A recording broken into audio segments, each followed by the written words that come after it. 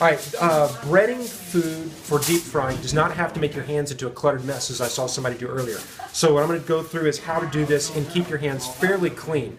The first thing you want to do is take your item that you're going to bread, and you just dip it in flour to get it coated as before. Then you're going to have a dry hand and a wet hand. You're going to go from the flour to your egg mixture, which is going to be eggs and whole milk. And then you're going to go from that to your breading mixture.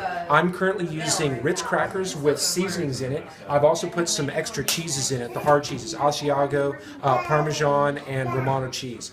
I put in ground garlic, ground onion. I put a little blackening seasoning from Zatarain's. I put in some Creole seasoning and some black pepper and just a little bit extra salt.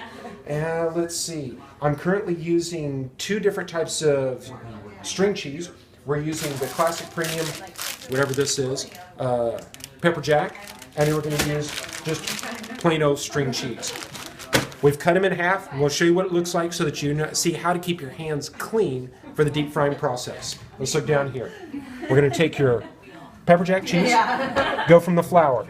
You're going to keep one hand, flour only, that'll stay. It's called your dry hand and your wet hand. You're going to go from the dry hand, you're going to drop it in there, pick it up with your wet hand, let it drip. Don't carry all that extra egg over to the breading mixture, otherwise you just mess it all up.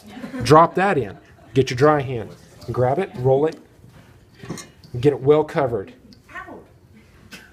so that there's not a bunch of debris coming off of it. Shake it a little bit, and then we're going to drop it back in the egg mixture. Wet hand, pick it back up. You always want to do this twice so that you get good coverage. See all that extra dripping off? Let that drip for a second. Then back into the breading mixture, coat it, get it good and coated. Notice I'm using my dry hand again, and you have a perfectly breaded thingamaflopper, whatever you want to do. And then you set it over here with all the others. If you want to look, my beautiful assistant here, my wife, she has got, how many of these have you done? What, 15, 20? Look at her hands. Look how nice and clean it is. You don't have to get all the cakey, messy stuff. And that's it. That's what we're going to have here in a few minutes. We are going to have deep fried cheese with cheese flavoring, covered in cheese, because we're going to take them out and roll them in this cheese.